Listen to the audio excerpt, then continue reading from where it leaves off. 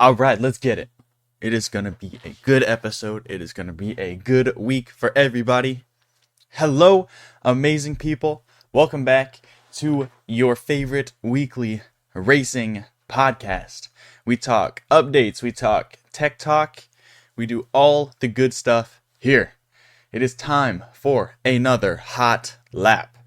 Buckle up, get your helmet, and let's go for a ride. First of all, I've realized I've never introduced myself. Hello, I'm Darius. I'll be your host. We're going to talk this week, diving into the worlds of Formula 1 and NASCAR, as we discuss some of the key events and news around the F1 race that took place in Japan around the Suzuka circuit, and the NASCAR race that took place around the Martinsville track. Without further ado, ladies and gentlemen, it's time. Let's get straight into it. Starting off in the realm of Formula 1, we have the race. Now, Suzuka, personally for me, has never been my favorite track, especially on things like racing simulators to race around. I just am never able to get the S's right. I think it's a very pretty track, and it's one of the tracks that it's like, I know I will like this when I get it down. And I'm starting to get it down, and I'm really starting to like it. When I first started, I did not like it at all. I thought it was horrible. It was too technical for me. It was just not fun to race around. But now, watching Formula 1 go around it and getting better and understanding it myself, I absolutely adore Suzuka. And this race is no different. We got a lot of fantastic action. On lap 1, when the lights went out, when it was lights out, and away we were going, Max Verstappen stayed in front of Sergio Perez. Of course, the two Red Bulls finished 1-2 in qualifying. They let us out the gate. But then, after the first corner, we got a little frisky. Alexander Albon and Daniel Ricciardo ended up coming together and going into the wall after their collision and bringing out the safety car. What happened was, Albon was on the inside of turn 1, which put him on the outside to go into the S's. Daniel Ricciardo was on the outside of turn 1, kind of in front of Albon. And I think Alonso was on his inside. So he thought Alonso was here and Albon was further behind him. So he moved wide. And that movement wide, obviously, it pushed Albon onto the grass. I don't even think they collided right then. But then when Albon went onto the grass, he lost traction, hit Daniel's rear tire. Both of them got sent off into the barriers. Daniel Ricciardo's tire exploded after that collision. Technically, it was Daniel's fault for moving across the track, but he was absolutely not expecting Alex to be there, but rather for that driver, I believe it was Alonso, to be on his inside. I think that's kind of the race that he was focused on. It was Daniel's fault. Unfortunately, personally, I love Daniel Ricciardo. I love how he is as a person.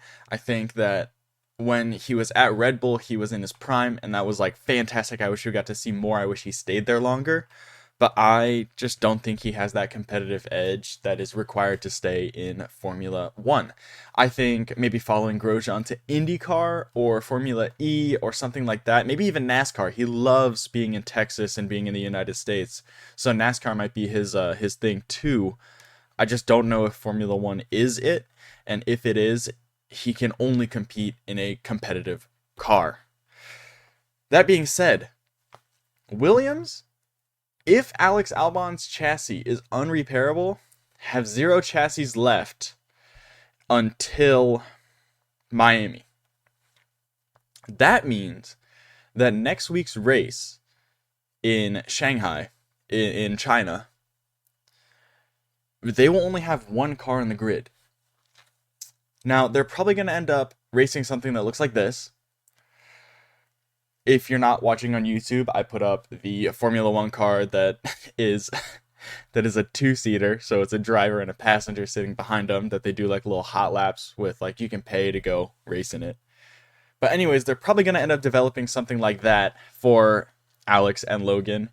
And they'll just have to fight over who gets the driver's seat and who gets the passenger seat. This is good news. However, because if they finish in the top 10, then both Williams will finish in the top 10. Both drivers will be in the top 10 unless they finish 10th, and then it's like 10th and 11th. You know what I'm saying? So yeah. So that could be good for Williams. That could be something that they're looking for. Maybe Alpine should consider that. Just putting all their R&D into one car so they don't have to run two. But we'll see what happens. We'll see how that goes. All to look forward to for the development, basically, to see if Williams will be able to race two cars at the next couple Grand Prix, or if they will have to only race one car, and then if so, who gets the seat. So this is a very, very important race for Logan Sargent, and we'll talk about that a little bit later on. On the restart, Max Verstappen stayed in front of Checo Perez again as the top five all hold their same order. Leclerc and Hamilton swapped positions, moving Leclerc up into P7. He started the Grand Prix in P8. The Alpines come together on lap 4. We hear that over the radio. We never get a replay. We never see. So I assume that the damage was very minuscule and that it didn't really affect their race too much. Maybe it did because they finished so far behind everybody else, but maybe it didn't. Who knows? I don't think it was too important. Both Red Bulls quickly gathered a 1 second gap from the following car. Max Verstappen getting a 1 second gap from Perez. Perez getting a 1 second gap from whoever was behind him at that point. It may have been Carlos Sainz. It may have been Lando Norris. I'm not 100% sure. Russell repassed Yuki Tsunoda for 9th a lap after passing him. That was, I believe, Yuki jumped Russell on the restart, and then Russell got him a lap ladder down the road. Perez was a 10th of a second slower than Max in this race, slowly falling back from him a little bit, but still pulling away from whoever was in third. It was a very, very dominant showing from Red Bull this weekend. I think that, as I said in the last episode, this weekend is going to be very telling for the rest of the season, and I do believe that Red Bull are just going to kind of dominate. I think Checo Perez is gaining a lot of confidence. It seems like the team are willing to work with him a little bit more, and that is really helping him out to gain his pace, gain his footing, and even get some confidence to try and, when Max doesn't finish a race, they need Checo to be able to fill in and get those podiums and get those race wins. And I think that they know that they have to build confidence in him, and that confidence building will allow him to finish further up the field, making maybe some riskier moves. Who knows? On the restart, Nico Hülkenberg was the big loser. He was in the top 10. This is where he started the restart. He ended up falling way back, having to box for hards at the end of the lap, and running in 18th position, which was last at this point in the Grand Prix after Daniel Ricciardo and Alexander Albon had DNF'd. Perez was getting put under pressure from Leclerc.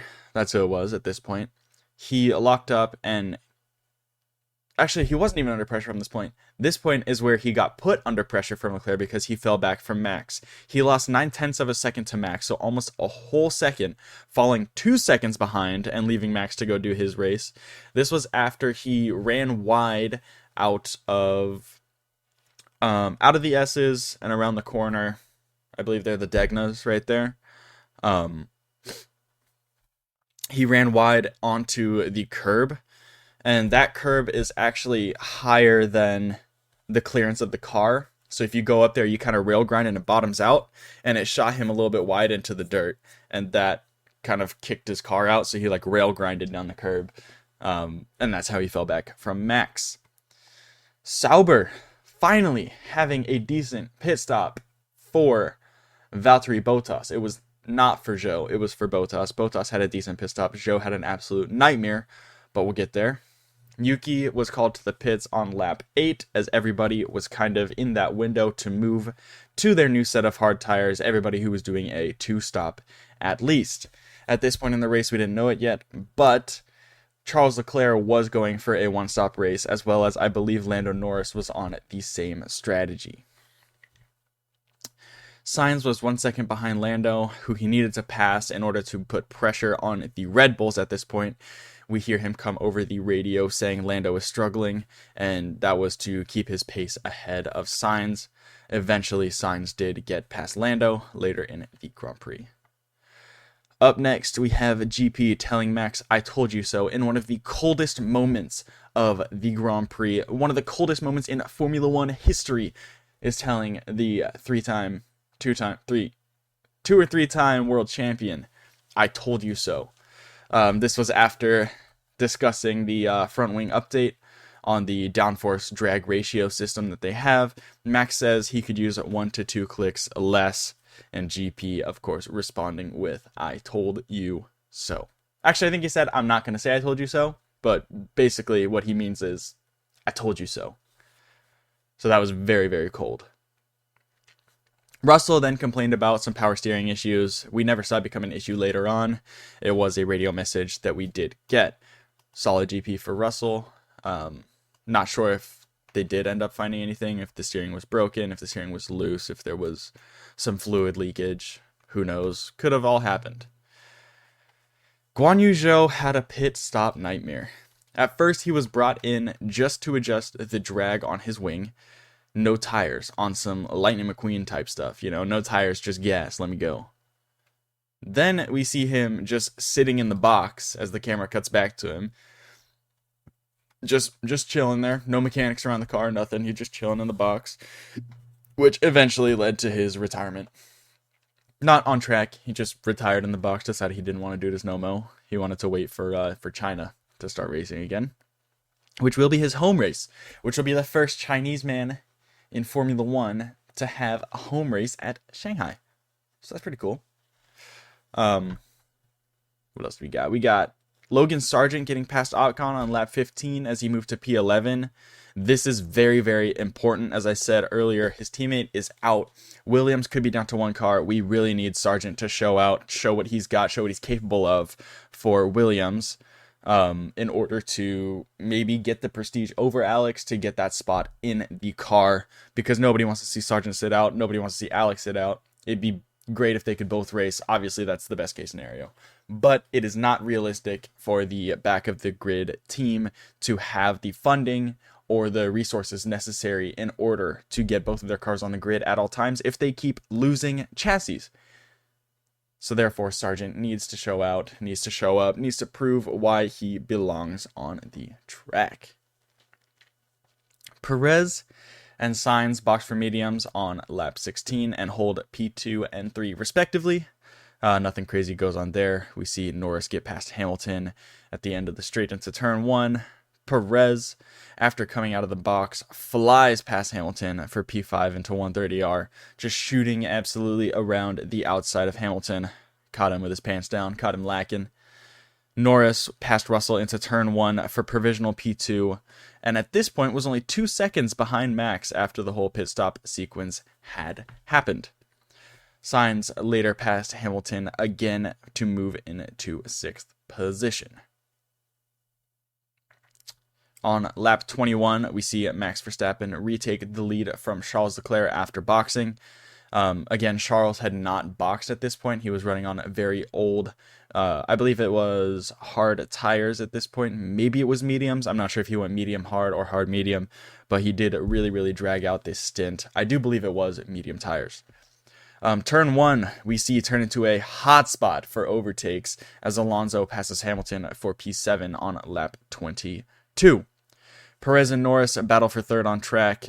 Perez makes a great dive into the last sequence of corners, the little chicane before the long straight, catching Norris out and taking that provisional P3. Which was kind of technically P2, but Leclerc was running in P2 and he wasn't going to box. So, essentially it was provisional P2, but it wasn't. It was P3.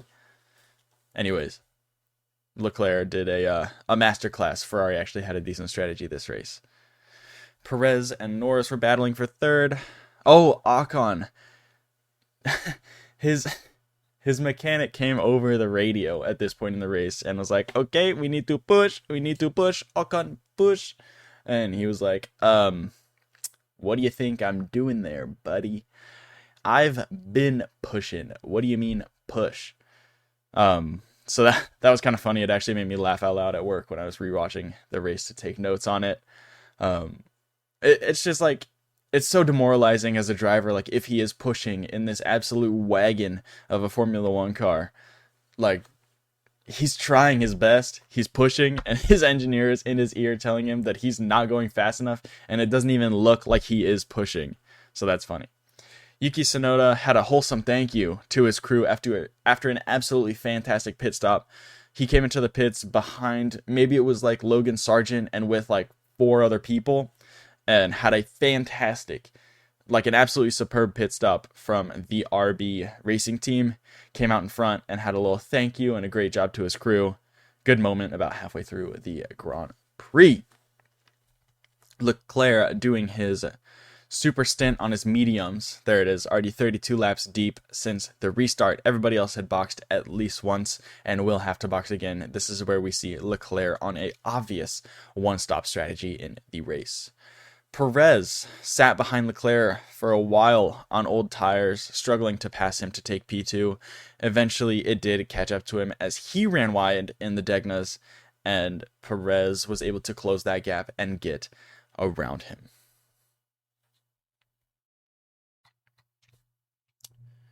Up next, we have Norris, who's coming up to put pressure on Leclerc for the last podium spot.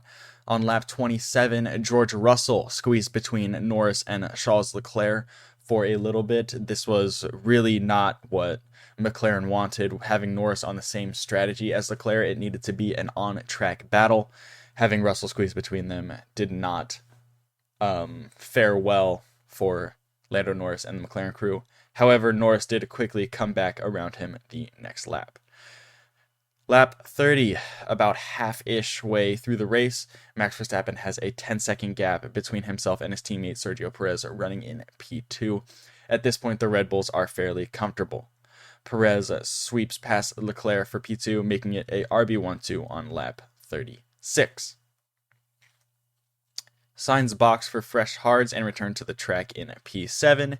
Sainz was into 5th as he passed Lewis Hamilton on track, and George Russell took his pit stop.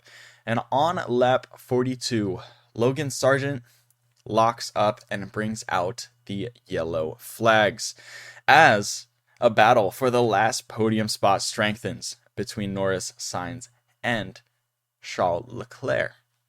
Logan Sargent running wide. Really, like, he was running a good race. This was kind of the mistake that's like, all right, they may end up giving that spot to Alex Albon. He just couldn't hold it together. He ran wide in the Degnas himself after locking up onto the gravel and then had to reverse back onto the track. This put him in last place for the remainder of the race. Unfortunately for Logan, because we do want to see him racing. In this battle between Norris, Sainz, and Leclerc, we see Carlos Sainz have the freshest tires, the advantage over Norris and Leclerc, but he was in P5, having Norris in P4 and Leclerc in P3. On lap 45, after the yellow flag went away, we see Carlos Sainz get past Norris, moving up into P4 behind his teammate, in which we hear a radio message from Leclerc where he was told not to battle Sainz and that rather his race was against the Papaya McLaren of Lando Norris behind. Sainz passed Leclerc for the last podium position after the main straight into the first turn.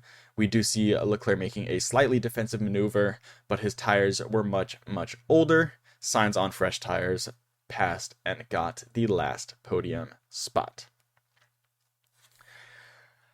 This is when we hear Lance Stroll come over the radio and complain about how horrible his Aston Martin is on the straight, saying that their speed is in a different category, which gave everybody a little flashback to Fernando Alonso complaining about the GP2 engine that was in his car around Japan, probably 67 years ago, when he was racing for... Who was racing for at that point? Renault? I believe he was racing for Renault at that point. Or it was a Renault power unit or something like that. But it was very reminiscent. It gave us little flashbacks. Russell, Piastri, and Alonso battle for the midfield points of P6 through P8. Russell made a little last lap move on Piastri after he locked up through the last series of corners. And we see the race finish in a Red Bull 1-2. Your top 10 for Suzuka are Verstappen, Perez, Sainz, Leclerc, Norris, Alonso, Russell, Piastri, Hamilton, and Yuki Tsunoda. There's your little overlook of the Suzuka International Carnage lot, the Suzuka International Entertainment System, the Grand Prix for my birthday weekend, the weekend of April 7th. April 7th was my birthday. It was very, very fun. I'm glad I got a good, entertaining race out of it. Now, we're going to go ahead and jump into a very quick little tech talk, just something I wanted to bring up from the weekend of Formula One. So let's get straight into that right now. All right, this week's tech talk is going to be about the gyroscopic camera. We saw F1 using a gyroscopic camera on Kevin Magnussen's car. I just wanted to bring it up. I thought it was very, very cool. You can see all the contortions, all the off cambers, the ups and the downs very, very well using the gyroscopic camera.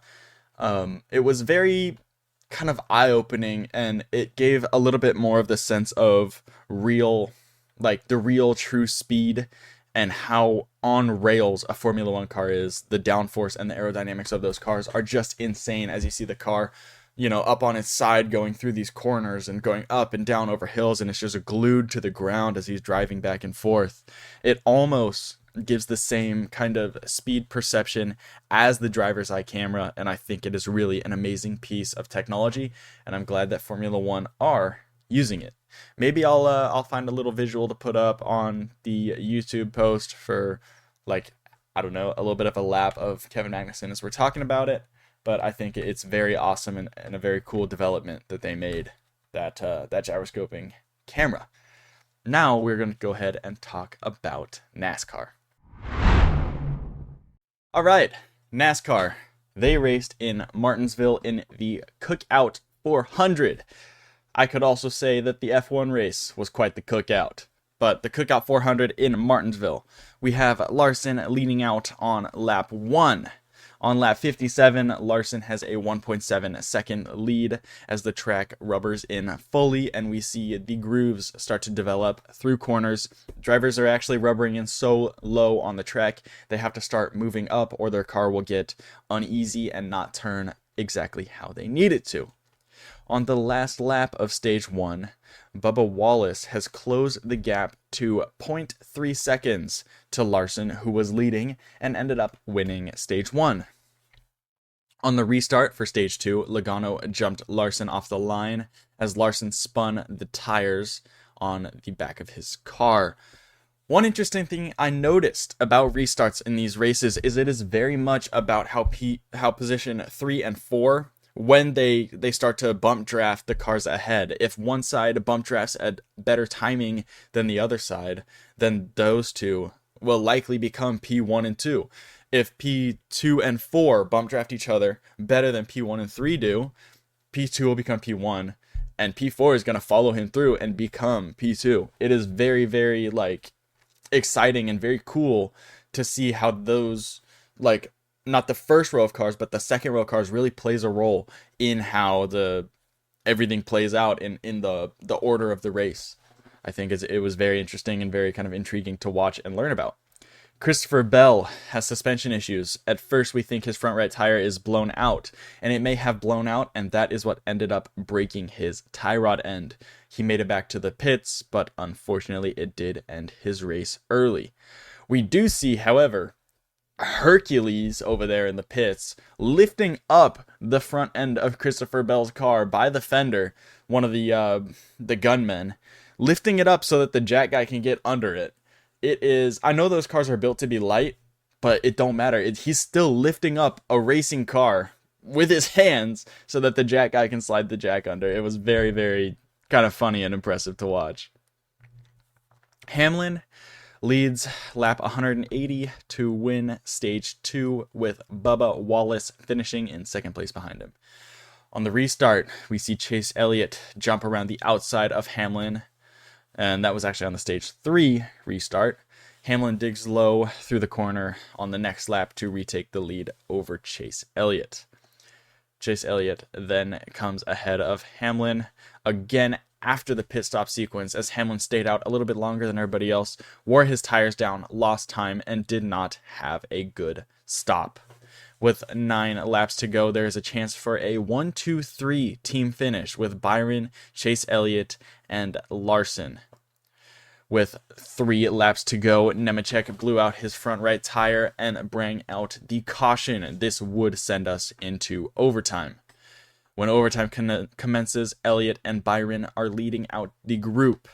Byron wins the 400-lap race with the 1-2-3 coming out of the bag for Hendrick Motorsports and Chevrolet.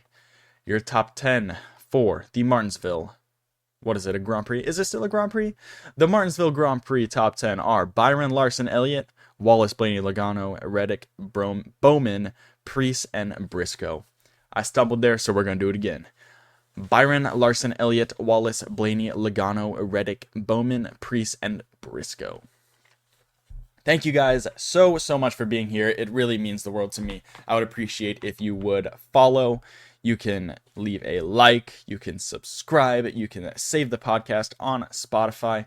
If you leave a review on Spotify, it really means the world. It pushes it a little bit so more people can view it. Waiting for one of these to hit the algorithm one day on YouTube, on Spotify, on whatever. Share it with friends, share it with family, send it to one other person, send it to 2 people. I really appreciate it. For now, don't forget to leave a like, subscribe, follow me in my socials link below. Come back next week as we go over race results and key moments in the motorsports world. Until next time, don't forget to brake late and accelerate